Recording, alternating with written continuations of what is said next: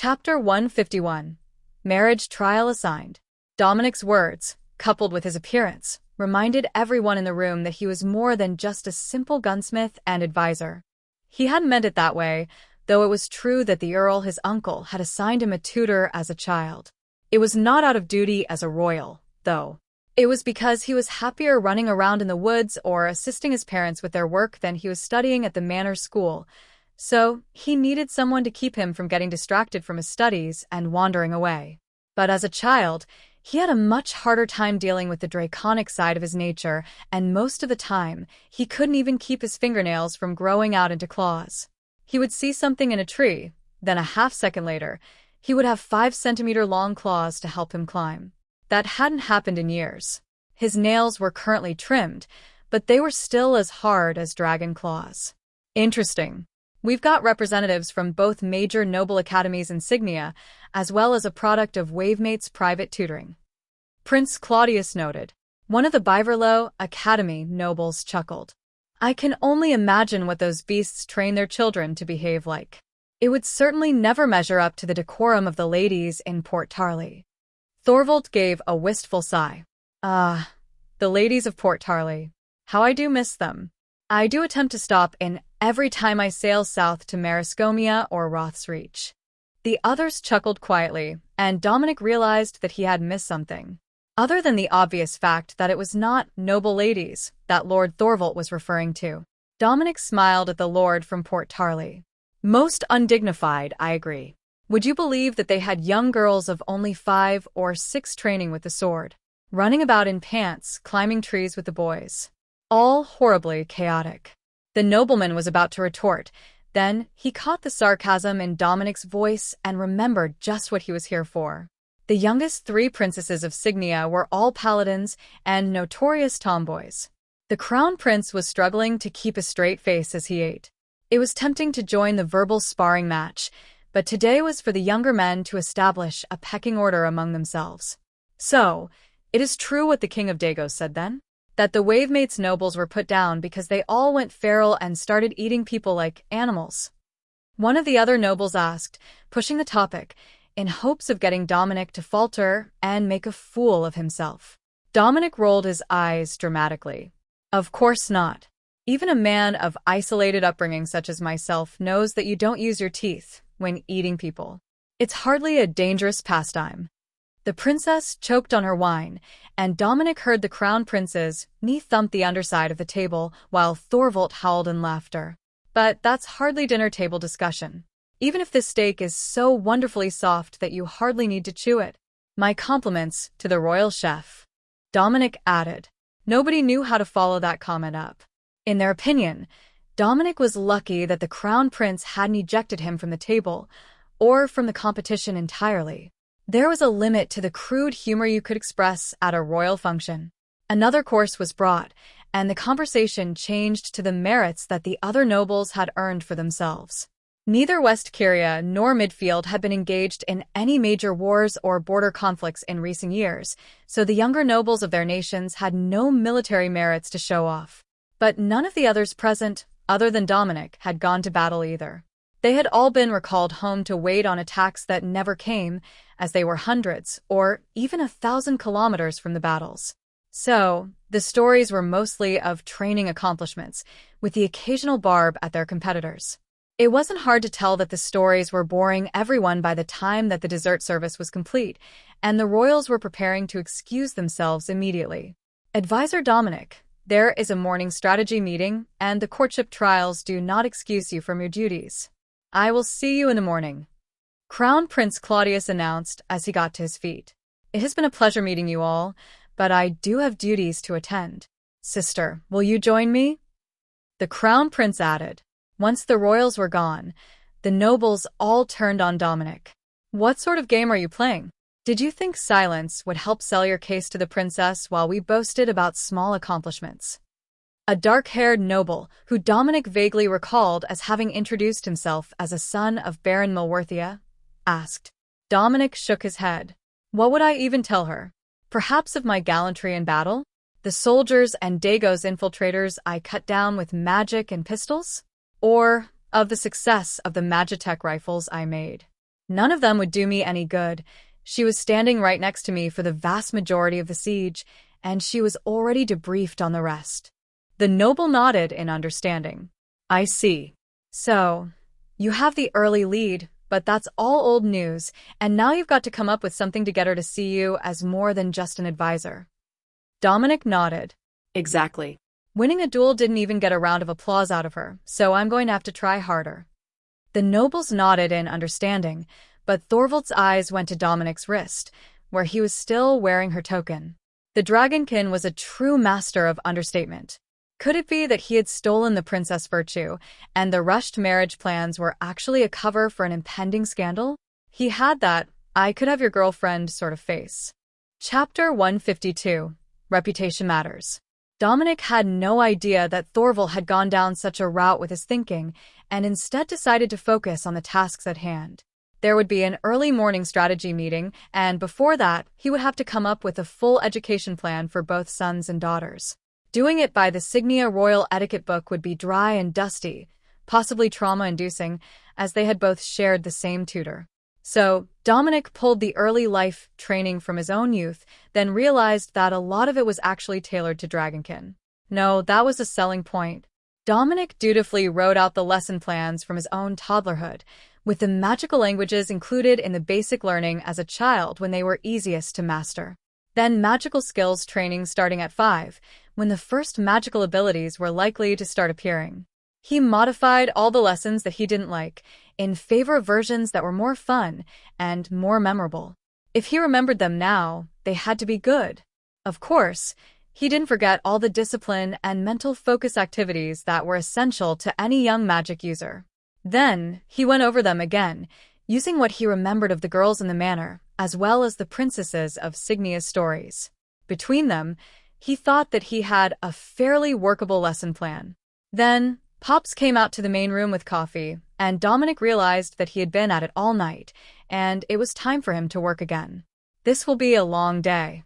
He sighed, accepting the coffee gratefully. Pops chuckled. Just remember this. Having a good wife makes everything about your life better. But better and easier aren't the same thing. Get used to sleepless nights now because you'll need to be in practice to keep everything running smoothly when children come along. The maids brought breakfast, along with the notice for Dominic to attend the princess suite before the strategy meeting. Dominic made sure that the outfit he had on was suitable both for meeting the princess as an advisor and as a potential partner. Mostly, he just picked his best robes and spent a few minutes polishing his armor and his horns before styling his hair. Did you get your assignment finished? It's the talk of the royal guards this morning. Everyone else thinks that they have until dinner, but the princess plans to surprise them by demanding them at lunch. The guard asked. Dominic nodded. I ended up spending all night working on the plan, but I've got a good one. Even if they have the Lady Camilla as their governess, there is a good chance they will enjoy their studies with this curriculum. The royal guard chuckled and made a positive gesture to one of the palace guards they passed, so the man could pass the gossip along. Dominic waited as the guard knocked at the door, and then entered when the maid motioned for him. Princess Alexis was still in her dressing gown with wet hair, but she held out her hand as soon as Dominic entered. Let's see what you've got. If it's good, I might give you a few hours after the meeting to fix it. She insisted. Dominic smiled and handed her the folder. I think that it's a good one already. The princess skimmed through it as the maid fixed her hair. What is all this about magic training and mental focus classes starting at a young age? She asked. Did you think that any child we had would be anything but a powerful magic user? They might not have an offensive innate skill, but at the very least you could expect them to be a techno-wizard or a budding young mage. Adorable little blonde heads running around trying to hex each other with sticks as wands is not out of the question. As I recall, there are techno-witches among your older sisters. Princess Alexis smiled, then shook her head. What makes you so sure that I want kids? Dominic shrugged. Kids are troublesome, but I'm told that the process of acquiring them is worth all the headache. Though, the way His Majesty is going, we could just bring over a few young members of this generation when they are born.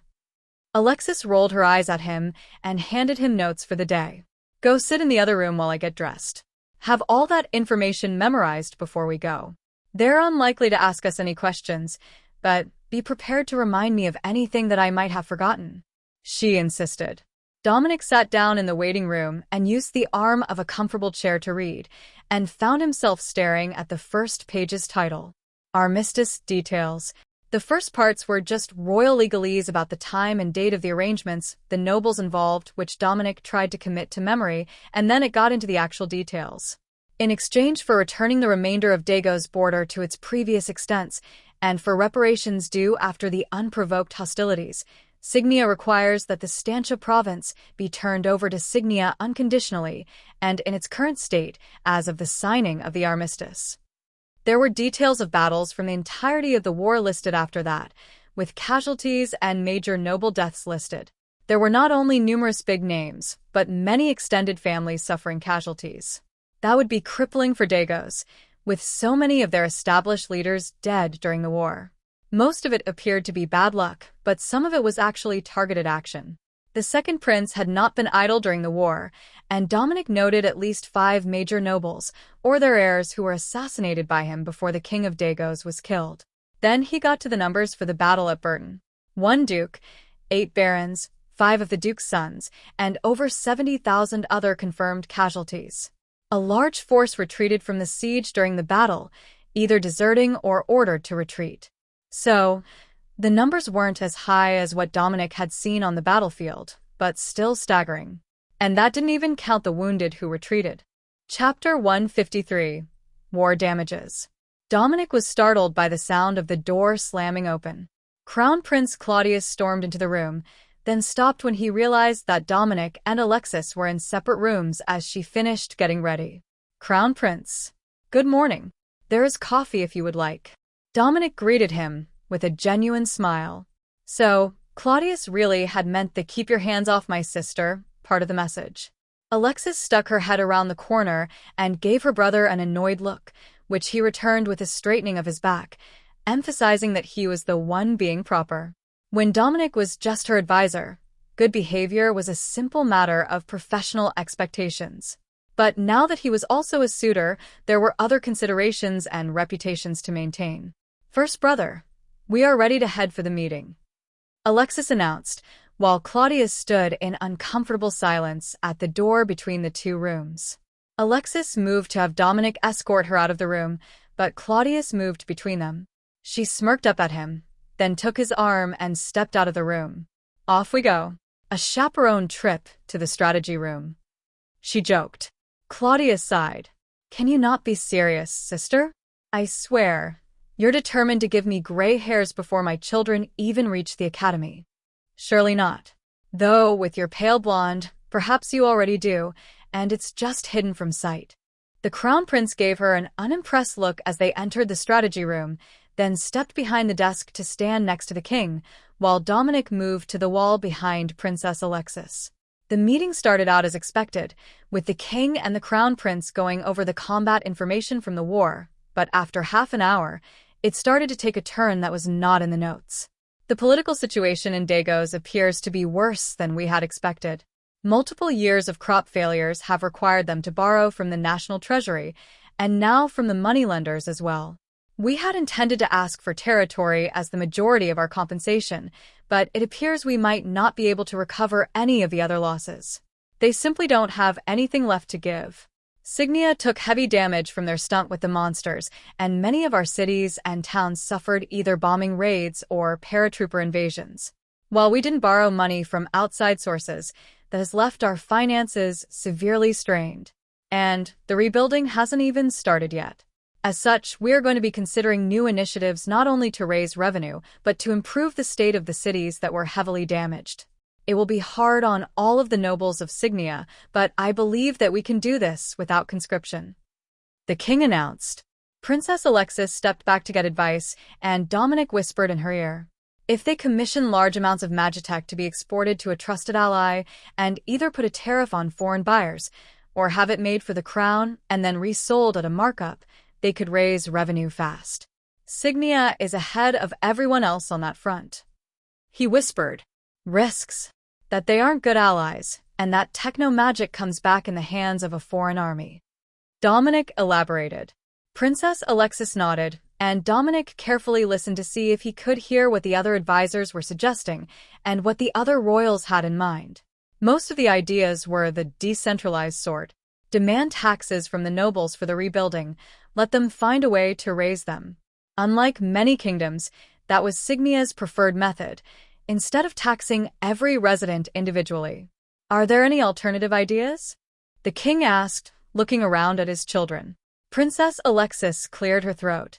I would like to suggest that the crown purchase a large amount of magitech to distribute at a markup to foreign markets. Even if we send ships to Heir and Draxning, it should be safe enough that we can make the sale without the items presenting an imminent threat of being used against us. Allowing foreign markets to pay for our formerly exclusive magitech at a significant markup over wholesale pricing would allow us to do much of the rebuilding without burdening any of our citizens but the craftsmen, and they would be paid for their contribution. The king drummed his fingers on the table, considering the proposal. That was a good thing Dominic knew. It meant that he hadn't already done the cost-to-benefit analysis on the proposal, but he was seriously considering it. For the princess, that was a major victory. All right. That sounds like a viable plan. I will talk to the council and the masters to see what is going to be possible within the constraints of safety. The first priority will be goods for our own cities and armies, but after that, an increase in international trade will help bolster the economy both in the short and the long term. Are there any other ideas? He asked. One after another, the royals shook their heads. There weren't a lot of options that would actually help them recover more quickly from the war at this point. Plus, with the potential acquisition of even more land, they were going to have to reassign more of the nobles and royals to keep the territory stable. Part of that would fall to Princess Alexis and her choice, at least on a figurehead level. There will be awards granted tomorrow at noon in the throne room. Standard arrival times apply. You've all got duties to attend, so we will start with the senior nobles and work downward. The king declared. The royals dispersed, other than the council members, and Dominic noticed that the crown prince and his advisor, an aging techno-wizard, followed him and Princess Alexis out of the meeting. Dominic stepped forward, so he was directly beside the princess, and gave her a wink when Prince Claudius cleared his throat. He took protective of his sister to a whole new level. Chapter 154. Jealous Claudius. Big brother, is there an issue? Alexis asked, smiling at him with mischief in her tone. Do you have to make this difficult for me? Father has asked that I keep this election fair, yet everywhere I go, you're with the young master wavemates. Alexis sighed and threw up her hands. Do you hear what you're saying? He's my advisor. Of course we're going to be spending time together. In your suite? Did you not have a pre-briefing meeting with your advisor? She countered. That's different. Princess Alexis gave him a taunting smirk, daring him to back up that statement, while the two advisors stood to the side. For one, we're both married men, and he doesn't have any intention of getting into my bed. Prince Claudius insisted. Alexis turned to Dominic for reinforcement, but he just shrugged. You make a cute sleeping face. I am surprised that the crown prince knew of such a hidden talent, but it appears that he does not underestimate the power of the family's secret techniques. Dominic informed her. Claudius had to struggle not to smile, then shook his head. Fine. I will back off. But you should know that the king will insist that you at least give the appearance of considering the others. Alexis put her hands on her hips, about to retort, then gestured for the crown prince to follow them into her suite. The door would block their conversation from the outside, and that should stop some of the idle palace gossip. Fine, come with me, and we can discuss the options, he declared, with no intentions of doing anything of the sort. Once the door closed, Alexis took a seat in the comfortable chair by her fireplace, every muscle tense as she prepared for her verbal sparring match with her brother. Claudius immediately raised his hands in surrender. Look, I know how you feel about marriage alliance, and the notion of princesses being married off in general. He began. Yet, you're still going along with it. You know full well that the Signia royal family has stronger ties to the Wavemates bloodline than any of the contenders, present company excluded. But there are no single princes, so one of us has to be married off because a princess doesn't count, does she? Just a political tool to tie the families together. She ranted. You knew this was coming eventually, Claudius reminded her. And I fully intended to become a battle nun of the order to avoid it, but now that the arrangement has been announced, they're not going to allow that, are they? Alexis retorted. The Crown Prince's advisor turned to Dominic and whispered, "Did you know about her feelings on the topic?" Dominic shrugged. Of course he did. I don't see the issue. Battle nuns are sexy. The Crown Prince's advisor covered his mouth and chortled, desperately trying not to involve himself in their argument. The Crown Prince and Princess Alexis went back and forth, their argument becoming increasingly heated and focused on the treatment of princesses and their inheritance rights. The princess maintained that as they were the ones who gave birth, it should be the mother's bloodline that was passed on, not the father's. Let the men rule, but what right do they have to sell us off as political prizes to build someone else's bloodline? She finally shouted. Claudius turned to Dominic. You might be our last hope here. Once they actually get to know her, which one of the noble suitors would take her? Dominic chuckled. Probably Thorvald. He's definitely a masochist. But I know a secret that the others do not, and it is certain to help me win her heart.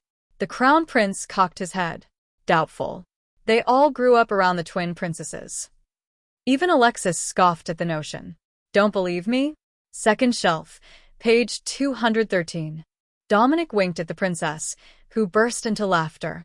That was the romance book that she was reading yesterday, and it was one that she had read during the siege as well. The page in question was one where the young noblewoman of the story had finally ended the misunderstandings between herself and her arranged marriage partner, who then spent the next 30 pages ravaging her senseless in every part of the manor. The blush crept up her cheeks, and the Crown Prince's frown turned into a glare. Advisor, why do I suspect that this is a secret code for something unseemly? He whispered to his partner. The princess mostly reads combat tactics tomes and romance novels, Your Highness. The older advisor whispered back. Claudius looked back and forth between Dominic and Alexis, whose anger at the topic of marriage had completely faded. So, he changed the topic. Sort of. Have you found time to read through Lord Dominic's educational proposal? He asked. Not fully. I only skimmed it before the meeting. Would you like to go over it with me? She asked. She handed over the short document, and Claudius began to read, nodding in certain places, frowning in others, then eventually laughing. You did come up with a comprehensive plan, I will give it that much. But did you forget that the princess is not the only one who has to approve of the proposals put forward by the suitors? Dominic shook his head. I did not forget. But ultimately, she will be the one putting the plan in action and vetting the tutors for the children, won't she? No matter what everyone else might think, it will ultimately be the princess and her husband raising their children. So, I put my intentions forward, and if there are objections, I would expect that it is mostly her opinion that matters. Claudius frowned. The young dragonkin was suspiciously good with words. Did he see this interrogation coming and plan for it in advance? No. He just knew her well enough to know what to say. He had always had a soft spot for the twins, and when the idea of a marriage alliance that would move them to the border territories to secure land with their husband was proposed, he had been firmly on the side of allowing them to actually become nuns instead. The only real advantage that the dragonkin had as a suitor was that he was unlikely to raise any objections about the secret requirement that he marry into the Signia royal family as a son-in-law, instead of having a princess married into his family to secure their ties for future generations. Some of the others would not take that well when it was revealed. Chapter 155. Gaining the Upper Hand. Your Highness, it is time to get ready for the luncheon event.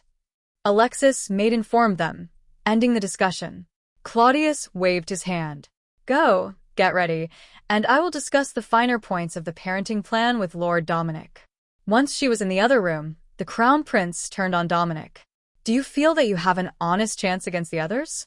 The son of a duke, and a titled marquis especially? He asked. Dominic nodded. They certainly have the advantage from the start. Generational wealth, estates, titles, and good reputations. But Magitech is a disruptive force to the balance of wealth in the world. Marquis Bridgegover has a rather sizable holding as I recall, but how long would that take me to catch?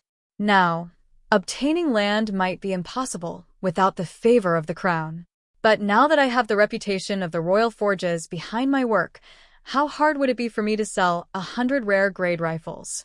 Or 1,000? At that point, it certainly wouldn't be unthinkable that I could get the daughter of an impoverished noble with no sons to arrange a marriage. However, just like the princess, that is not what I aspire to in life. Crown Prince Claudius looked to the ceiling, contemplating the truth behind Dominic's words. He wasn't wrong. Many magical engineers had become fabulously wealthy in the last generation, and the majority of them had married into noble families if they were not already from one. And many more of them had been born into lower nobility and married up to bolster the finances of a branch family. And what is it that you aspire to in life? Prince Claudius asked. Well, that's a rather variable answer. A year ago, I would have said vengeance for the people of the village I grew up in, or perhaps become a recognized master at the royal forges. But lately, my vision has expanded somewhat. Dominic replied slowly. So, you no longer aspire to be a master of the forge? Dominic smiled at the prince. Oh, I didn't mean that, Your Highness. Only that it's now part of a growing list of things I would like to accomplish. Claudius nodded. In that case, you should return to your quarters to prepare for the luncheon. I wish you well in your attempt to win my sister's hand. Dominic bowed formally to the crown prince, then left for his room in Pop's suite to change. It was on the way to the formal dining room for the luncheon, so it wasn't really out of the way, and Dominic noticed that he had a guard following him. New security policy? He asked the royal guard following him, who was wearing the marks of one of the king's guards, not one assigned to Princess Alexis personally. Standard procedure. Both for the princess's safety and to ensure that suitors don't try anything underhanded to defeat each other. The guard replied. Dominic tried not to laugh at the thought that they would actually be playing fair. There was zero chance of that. You just started thinking of underhanded ways to win the princess' hand. The guard commented dryly. You did mention it. But rest assured, I will not try anything that might be criminal or require guard intervention. Dominic agreed. That was not what the guard meant. The emphasis should have been on just, as he had expected the advisor to have already incorporated the most underhanded methods he believed that he could get away with into his courting plan. Do you have a plan for the luncheon? The royal guard asked. Dominic nodded. I have insider information, so I can dress to match. He joked. He had actually seen the maid bring in 3 different gowns, all different colors. But if there were someone listening in on them, it would be relayed to the others before Dominic even finished changing. The royal guard waited in the main room while Dominic changed into a formal suit, but went with just a vest instead of a full formal coat. Technically, it was still within the dress code. It was just unusual that anyone ever took off their jacket, as either the room would be freezing or so incredibly hot that most would sweat through their shirts the moment they entered. He had gone with a black shirt this time, and blue stripes on the tie to match the princess's eyes. But it was missing something. It was quite stylish and formal, but utterly boring. Dominic sorted through the junk in his storage cube and came up with a polished brass rope wire that he could wear as over his shoulder. There was no royal or military position that used a brass-colored aiguillette, so there would be no conflict with proper decorum. No, that looked too military. Not that the princess objected to military men, quite the opposite, actually. But it didn't suit Dominic's overall appearance if he wasn't wearing a military coat. He tossed the rope back in the cube and searched for more items, then came upon a collection of keepsakes. None of them were valuable, but they all had personal meaning to him, and one was perfect for the day. It was just a simple aluminum chain, but he had set a dire bear's claw on a metal ring attached to it. It was the first time that he had come close to dying, but more importantly, it was an adult dire bear claw, and it would look great hanging over his tie. A real conversation piece. He came back out to the main room, and the royal guard smiled. None of the dresses that were brought to the princess were black or dark blue. Dominic winked at him. I know that, and you know that, but how many of the maids and errand boys know that? The royal guard chuckled. Psychological warfare? I like your style, sorcerer. Are we ready to leave? Chapter 156. Shortened Deadline. The royal guard led the way to the dining hall, where Dominic was the last of the suitors to arrive. The princess wasn't there yet and likely wouldn't be for 10 or 15 minutes, but Dominic saw that there were royal guards for each of the others, plus 2 for one of the princes. They wore an emblem that marked them as serving a prince, and not Crown Prince Claudius, but Dominic hadn't memorized everyone's personal heraldry yet. The similarities and the portion that included the Signia royal crest were enough to let him know that it was a prince and not a princess, but not which one. He would find out soon enough, as if the guards were here, the prince would be coming to join them for lunch. Likely as a second chaperone to the princess, unless the crown prince had been called away. Dominic did notice that each of the others had at least one piece of black clothing on, hedging their bets against the rumors spread by staff that Dominic knew what Princess Alexis was going to be wearing. Then, Dominic realized what had happened. The staff hadn't realized that he was going to change. They thought that he was on his way to the dining room when he was talking to the guard, as the route was the same. So, the black robe that he wore as his uniform during official meetings was expected to be what he wore to lunch. It made sense. The robes were quality magical armor and highlighted his status as a royal sorcerer just as much as the brooch that Marquis Bridgegover was wearing emphasized his status as a titled noble. Lord Corwin, Lord Thorvald. Looking stylish today. Dominic greeted the 2 foreign nobles when the other locals turned away from him. They saw that he was still wearing black, so the rumors should have been true. As are you, Lord Dominic. Though, I must admit that your take on formal wear is a refreshing change from the standard. Were you already familiar with this particular dining room? Corwin, the Marquis Bridgegover, asked. Dominic shook his head. No, I am simply less susceptible to the temperature changes within the castle than most. Whether it's my room facing the garden or the heat of the forge, I am comfortable in the same clothing. The midfield noble nodded. The coastal weather still gets to me. Bridgegover is well inland, and the weather is far warmer at night than Signia City. That cool ocean air is something else. Thorvald laughed. It keeps the artificers and steamsmiths in business, though. The salt corrosion has to be an absolute nightmare to deal with. But that's not much of an issue for us in West Caria. Not many cities on the coast, and not as much Magitech. Dominic winked at him. That might change soon. Thorvald's mind immediately went to the master blacksmiths that they had managed to recruit away. But it would still take some time before they had enough apprentices trained to really make a difference on a large scale. 1 or 2 masters per specialty weren't going to be enough to make a notable difference, even in the capital. Never mind attempting to spread their works across the whole population. And that was assuming that they managed to keep them. Their neighbors to the east were doing their best to steal even those few masters away. Under normal circumstances, he would be trying to recruit Dominic to come and work for them. In fact, once the selection was over, he would. As long as Dominic didn't win the princess' favor. Or the king's.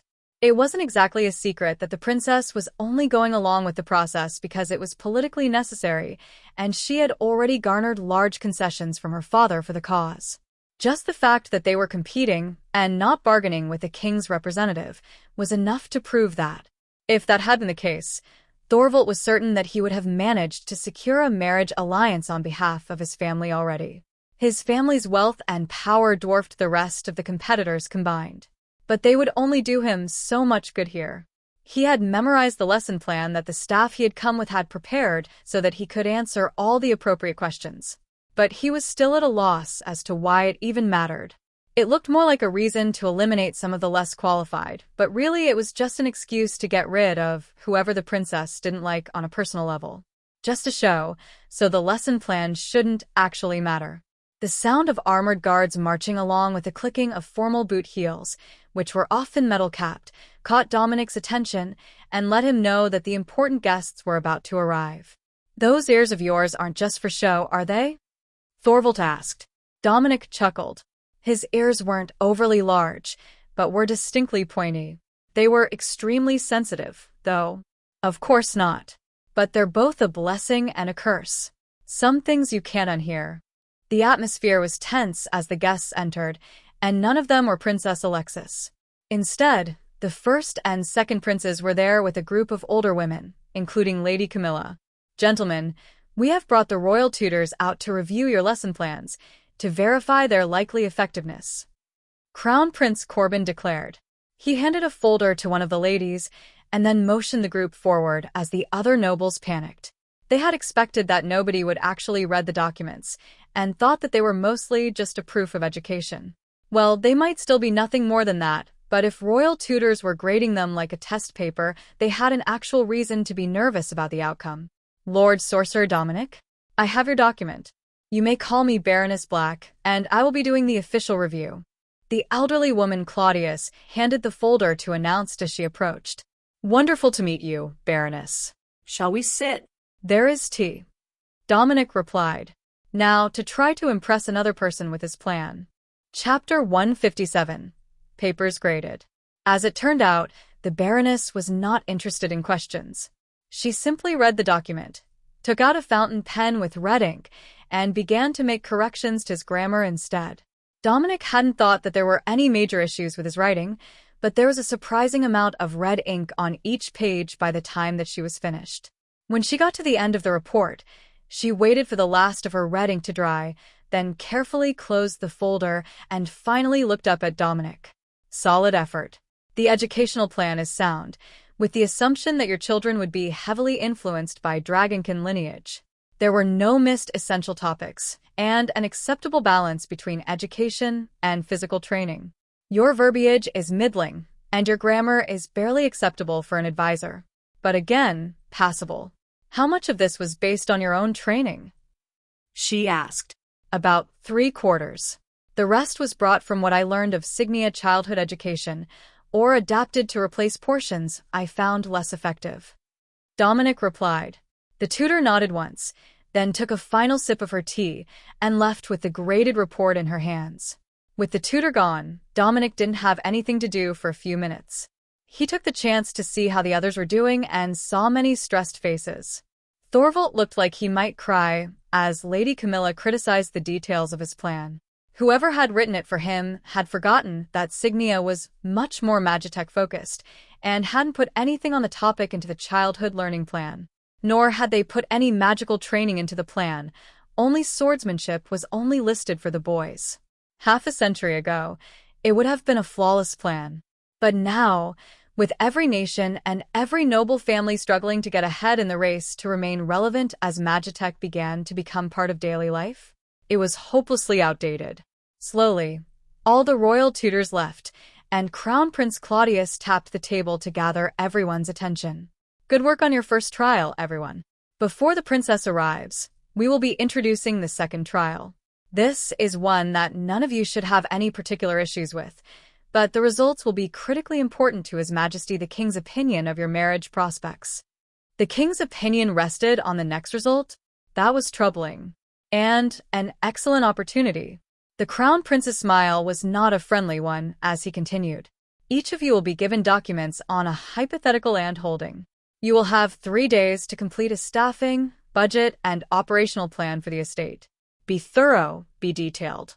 Though the plan is hypothetical, the chances that the king will grant a peerage to the husband of the princess are very real. Claudius insisted. That got the attention of all of the men present. A second holding for the Marquis would be a huge inheritance for his future second child. But for the rest, it would be the nearly mythical chance to earn a newly created title for themselves. And likely a higher title than a mere baron. The staff came around and handed out document folders, each around 50 pages long. Prince Claudius motioned to the table. Now, take your seats. The princess is about to arrive. Which meant that she was waiting outside the room the whole time. Princess Alexis walked in as they were all moving to the table, and all the suitors stopped to give her a polite bow, along with the staff. Everyone looks pleased with the day's news. But that's a matter for the king. Instead of that, I would rather discuss simpler matters. I have been encouraged to take each of you on separate outings to get to know you better than a public situation would allow. So, I will be calling on each of you over the next few days. I trust that you all can manage a suitable date, which will only be chaperoned by the royal guards. The time limit will only be a few hours, so nothing too grand. The palace staff assigned to you may assist as needed. She explained. The lunch was served, But everyone was so lost in thought that the conversation didn't really get any deeper than simple questions about everyone's day, how they enjoyed the capital, and any plans they had while visiting the city. But as a luncheon meeting, the royals were only in attendance for most of an hour, and then everyone was ready to split off and go find just the right spot to take the princess. Dominic had a plan in mind, as long as the royal guards didn't complain. You could only try for something minimally romantic if you were going to be called on with short notice, and possibly in the middle of the day. Dominic returned to the room and began to read through the packet that he had been given with the details of the challenge. He had been properly schooled in all of this as a child and briefly covered it during etiquette lessons here. Hopefully, he remembered it all correctly.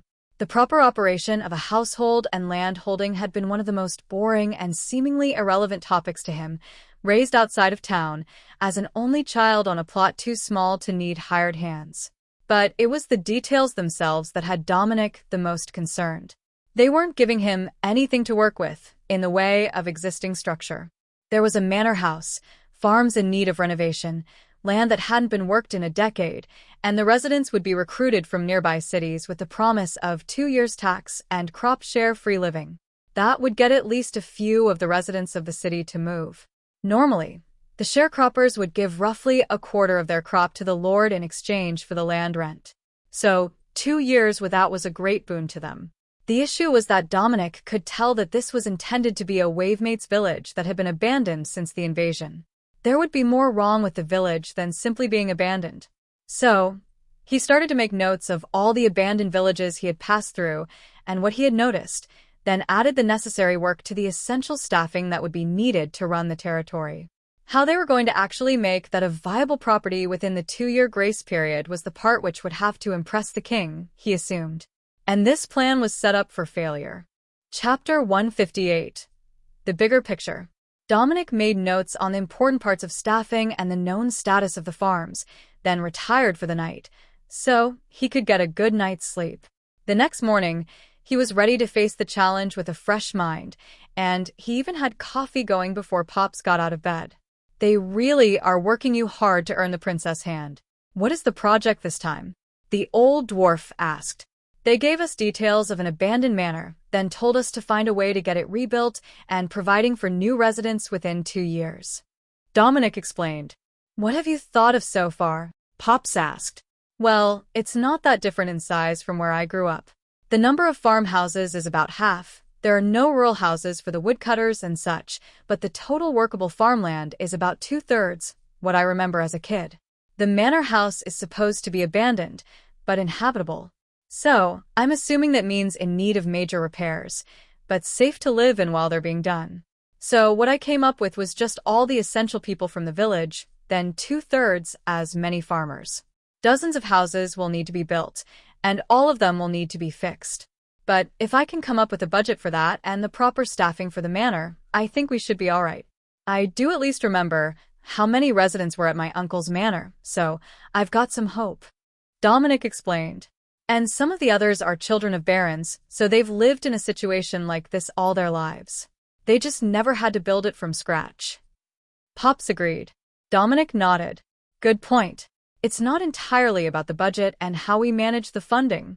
Just like the last trial, the way you want to do it matters as much as whether it would work. Pops patted him on the shoulder. Now you're getting it. Making the rebuilding process work is nothing more than what would be expected of any noble. Doing it in a way that impresses both the princess and the king is more important. Don't forget security. The king will want to know that you have a plan to keep the princess safe, and that you can stand up to the political implications of being given a new peerage and title. Trying to establish political power to keep your children from being pressured into marriage alliances that cost them their titles is one of the most important considerations for a royal marriage. The king isn't going to stand for a weak noble who would hand an extra peerage to a branch of some random family in a single generation. If the winner is a foreign noble, this exercise won't matter, as the princess will be leaving the country and the property will most likely be managed by a steward. But if it's not, then this is likely to be the most important of the trials. The door opened behind Dominic, and soft slippers marked the entry of a noblewoman into the room. Well spoken, Master Smith. I have been sent to assist the Lord Sorcerer. I suggested Lady Camilla, but that was deemed unseemly, as she was the princess tutor as well as Lord Dominic's. Tutor Lucy declared, "Miss Lucy, please join us.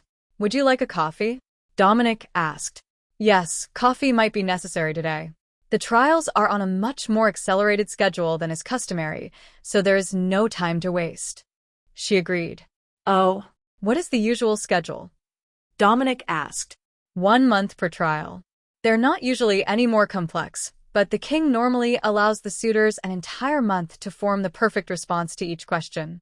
So, this sort of schedule is unprecedented, and the common belief among the palace nobles is that it is because the king wishes to make an announcement about the engagement along with the final signing of the armistice and reparations agreement. She explained.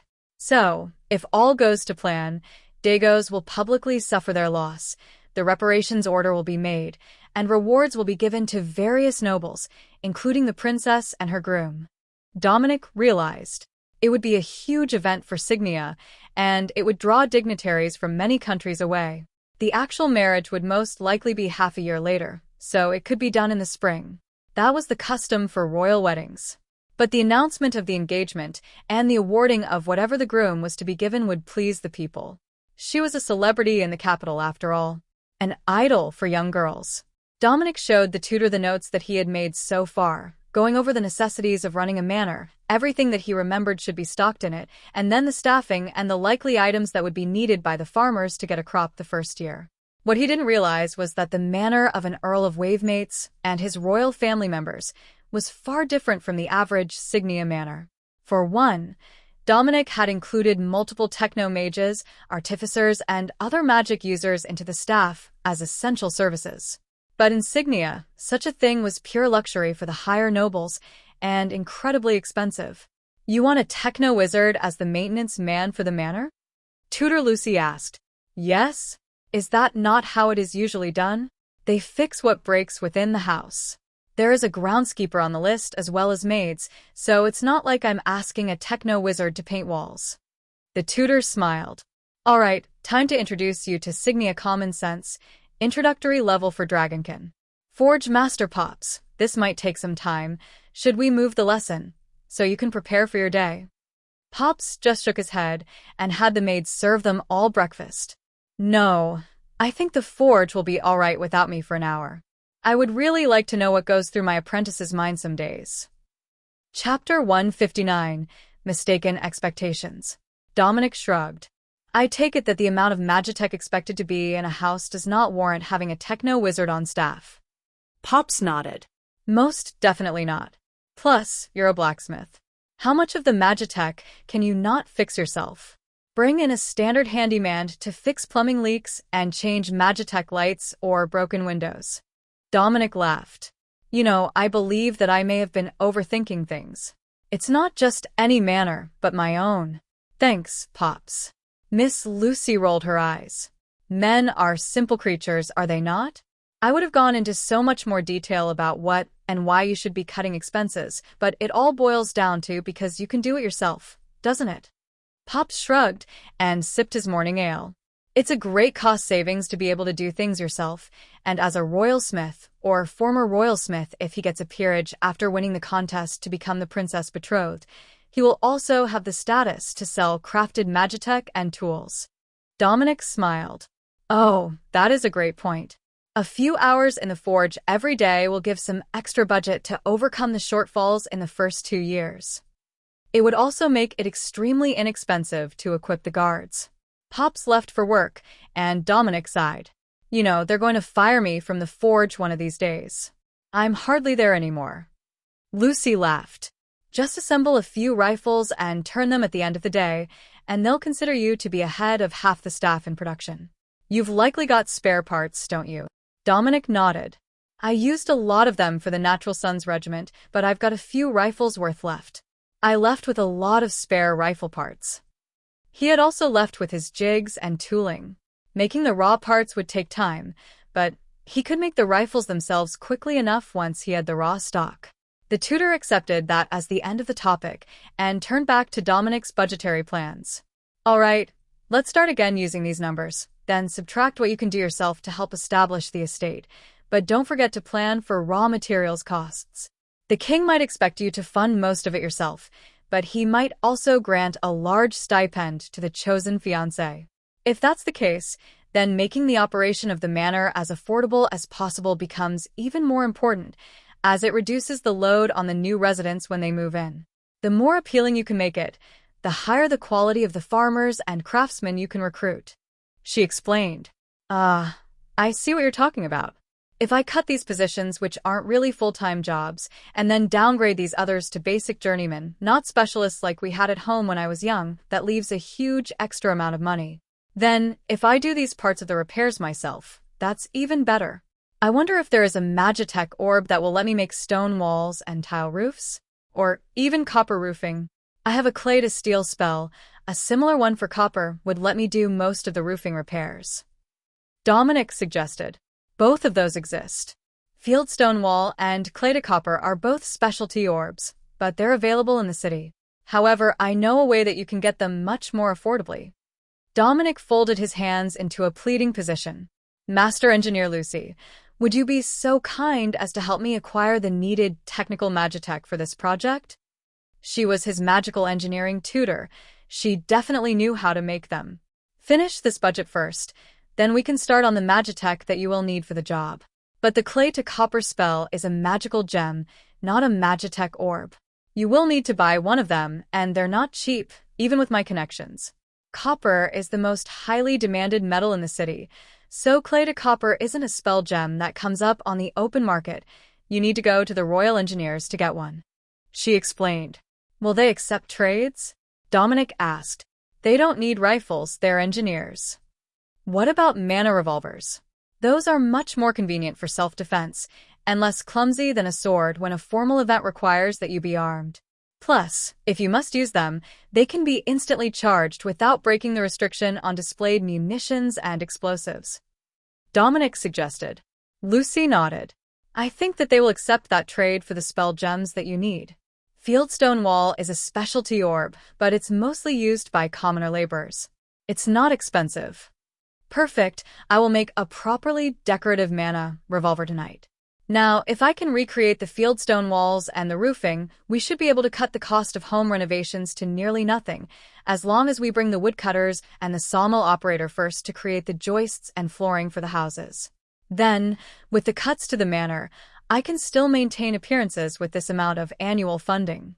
And that's following the standard festival and hosting schedules from the textbook. Dominic noted. All right, let's start on the revenue. Don't count what you can make for yourself. At least not yet. After the 2 years, this is the cropland that you should have worked.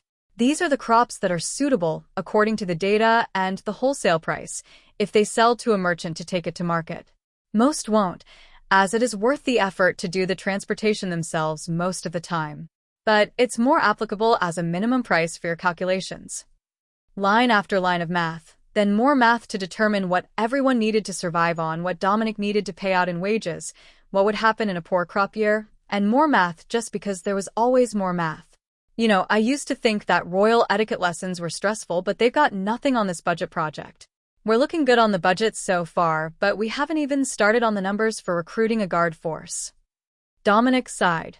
And that's why we did it last. First, make sure that all the people are well taken care of, then work out the security force that you need and can afford. Chapter 160. Clay to Copper. The alterations to the plan took them through dinner, but by the time that she left for the night, Tutor Lucy was satisfied that their plan was balanced in revenue without requiring Dominic to add more revenue from either his own work or the estate's coffer. They would have 10 standing guards for the estate and surrounding area, then they would supply weapons for the hunters and woodsmen, who were usually the first to notice any threat and most likely to need to deal with it.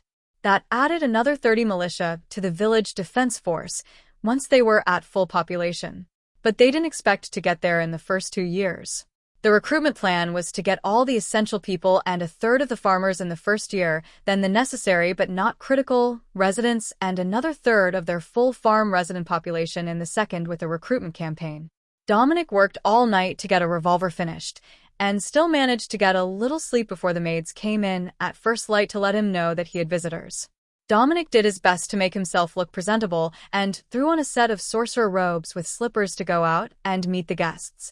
Tutor Lucy was back, along with a man about her age, mid-50s, possibly 60. He had the pale skin that only a person who spent all their time indoors could have, but his eyes were sharp, and he looked approving when he assessed Dominic. Sorcerer, I am told that you are a competent gunsmith. I have the 2 spell gems that you requested. I did not have a Magitech orb of Fieldstone Wall in stock, just the gem. If that's acceptable to you, we can make a trade. He explained, without introducing himself. Of course, engineer. 1 mana revolver of swiftness, created at level 15 and rare grade. Dominic hadn't gotten too elaborate with the design, but he had stamped a design into the cylinder and burned one into the wooden handle. Oh, that is nice. Understated, but the visible areas are decorated. I am told that these are quite reliable. Is that true? He asked. Dominic nodded. The trigger mechanism will need rebuilding at around 10,000 rounds, as there is a wear point on it that can't be eliminated without increasing the movement's resistance. It's spring steel. The engineer nodded, then immediately took out a screwdriver to disassemble the grip and the side cover.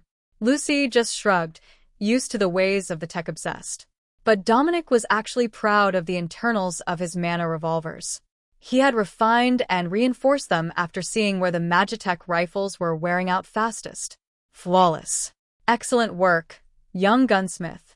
I would have never expected such work from an apprentice. Yes, this is a good trade. The last was muttered to himself as he placed the 2 spell gems on the table. Dominic took out his spellbook and recorded the new abilities, then put them all back in storage. Was that a Magitech book? The engineer asked. Yes, I traded my first rare blade for it. It records spell gems for future use. The older man nodded. I know the item that you mean. Quite useful as a grimoire, so you never forget a spell, even if it is flawed and won't attune, so you can never level them up. That wasn't true in Dominic's hands, but it was a useful misconception.